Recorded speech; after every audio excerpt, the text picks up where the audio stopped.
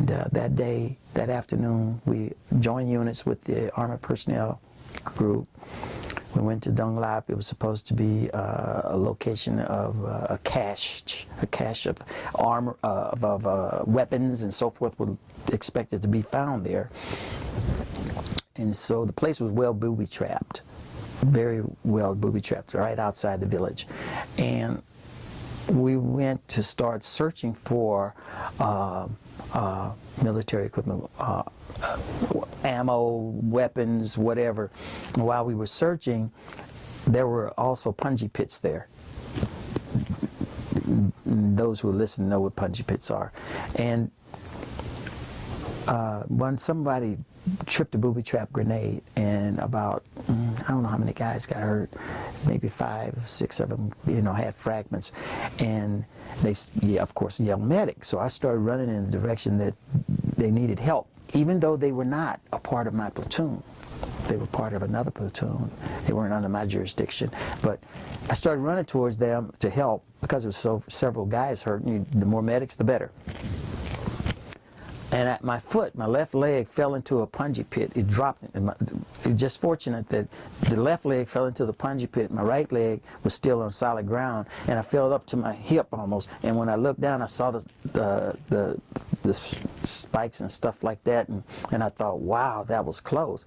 And so I immediately guided myself, went over there where they were, and started patching up guys. Well, a helicopter was flown in to evacuate these wounded guys. And once the helicopter was being flown in, it gave away our position. And the Viet Cong knew that if a helicopter landed in a certain place, if they didn't get anything but the helicopter, they felt real good about that. But they knew that people would be wherever the helicopter was. And so they began to, what we call lobbing grenades or mortar rounds. And at the time that I was patching up some of these guys for evacuation, and the helicopter began to take off again. Well, by that time, the Viet Cong knew our location, and they were able to home in on us. And of course, they tried to get the helicopter, but several mortar rounds began to come in. And when I stood up, we were going to regroup. I stood up and I looked around and I said, well, fellas, before the day is over with, while this helicopter is taking off, I said, before this day is over with, there will not be much left of the third, and I started to say the third platoon. There won't be much left of us still here. No one was killed. All of us at that time, it was just injured. And she said, I said, it won't be much left of the third. And when I said third, and I started to say platoon, and before the word platoon came out of my mouth, I heard an explosion behind me. My body was picked up off the ground. I was in the air, sailing in the air.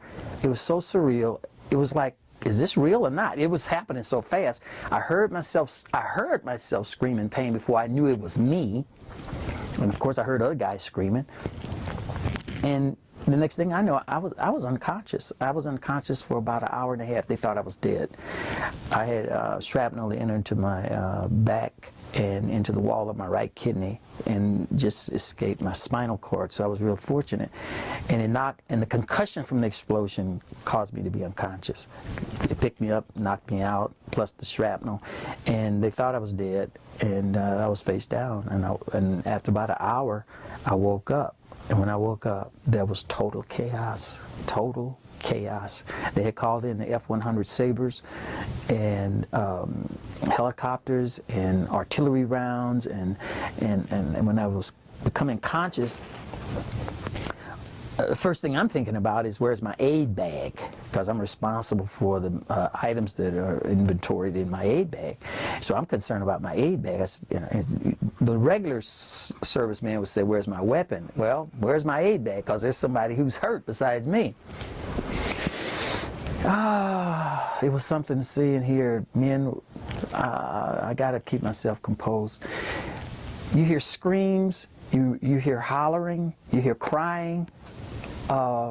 Some guys, you hear them calling for their mothers.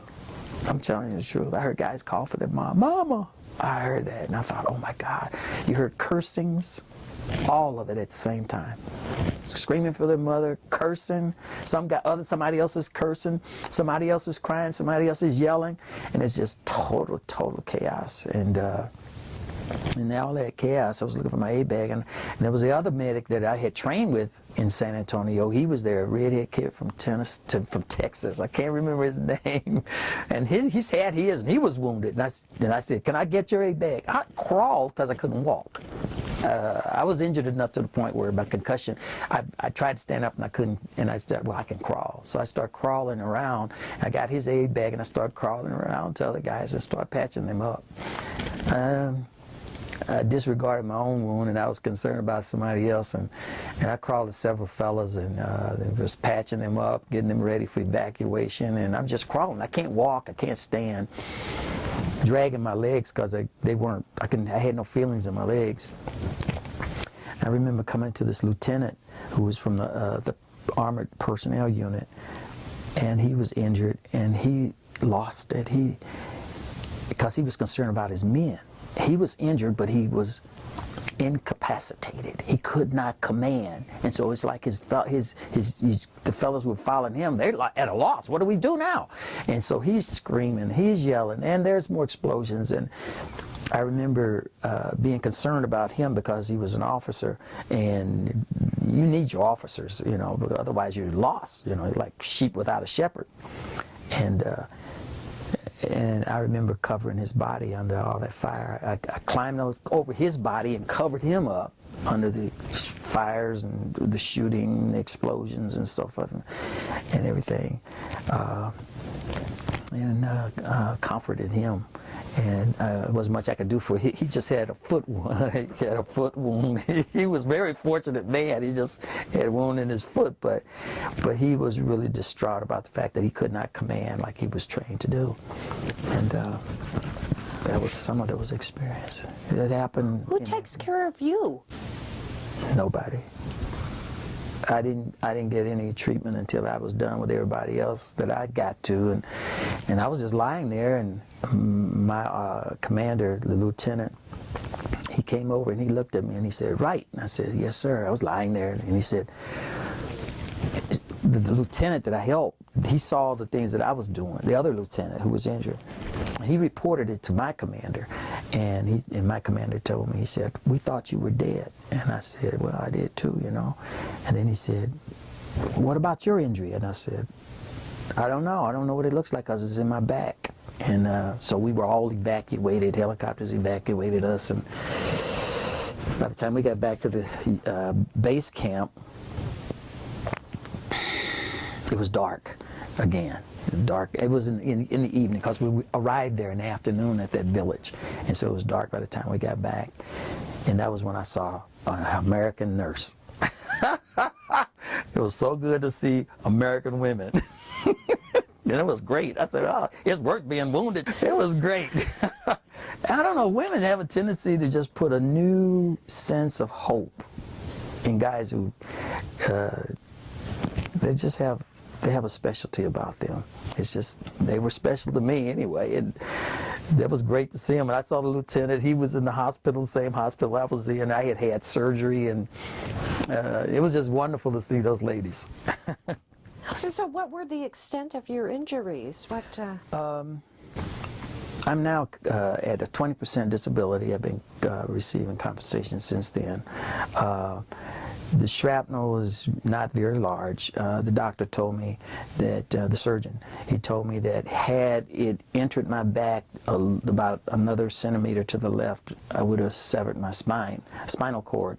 He said, and had it been a little higher, a centimeter or two higher, it would have entered into my liver and cut my liver, and the liver being an organ and not a muscle, and you don't sew a liver up. You can't repair that, and that's a blood bank. He said I would have bled to death. So it actually entered the wall of my right kidney, and that's where it lodged in the wall. And you know, the kidney has thick walls, and that shrapnel is there in my kidney right now, in the wall of my kidney. You received a Bronze Star. Was that for that day too? Yes, ma'am. Was it? Yeah, that was for disregarding my own safety and my own medical needs and crawling around. I remember coming to one kid. He was dead. I do remember that. He was about 21. He was I tried to find an entry wound where maybe he was shot or whatever, but I think what killed him was the concussion and the shock. So, How do you have a wound in your back? It's got to be extremely painful. You can't walk. I forgot about myself. How do you do that? I don't know. I think the training has a lot to do with it. If you've been well trained to respond, to do your duty, you do it. And you're not concerned about. I've heard stories of guys, you know, they didn't even know they were as wounded as badly as they were until aftermath. You know, you just don't know it until later on you look down. I've heard testimonials where guys lost an arm and didn't know they had lost their arm until after everything was over with. You're not conscious of it. You know you're hurt, but you're too wrapped up in the moment of what you have to do. You're just not focused on those things. And I just found myself just like any other guy. I wasn't focused on it until afterwards. Afterwards. Yeah. I think that if you're alive, that's the first thing that's important, and you have a sense of hope. I'll tell you an experience. I think this was before my experience. I remember visiting the hospital, visiting some friends. There's one kid who was from Puerto Rico, and he had joined the Army. You know, Puerto Rico is a territory of the United States, and so he joined the Army. And I remember he was a medic also, and we went to church together in San Antonio, and he was a conscientious objector. And I heard that he had gotten injured, and I went to visit him in the hospital, Cuchi. And when I went to see him, he had lost one leg. But he was really, really grateful to be alive. And then we had heard about one kid who had stepped on or was near a remote control exploded tank mine. And this kid was supposed to be alive, and he was in the hospital also. And I found out he was in the same Quansi hut. We call them Quansi huts, hospital, field medical hospital. He was in the same one, and he said, well, that kid's down there. And I just said, oh, well, I'll go visit him. So here I am fully intact. And I went down there to visit that kid, and he's down there, and he's lying in the bed. And I looked at him, I said, hey, man, how you doing, you know? I don't remember where he was from. He's a white kid, you know, and he was laying there, and he was like, ah. He said, man, I got, we called it sometimes $1 million wound. He said, I got the $1 million wound. I'm getting out of here, man. I'm going back to the States. We didn't even say States, we said the world. I'm going back to the world. That's where home was, you know, back in the United States. And I said, you have what? I have the $1 million wound. And I said, what's that? And then he grabbed his blanket and he flung it over himself. When he took that blanket off, I looked down, there's his legs, and they weren't there. I'm gonna try to keep myself composed there.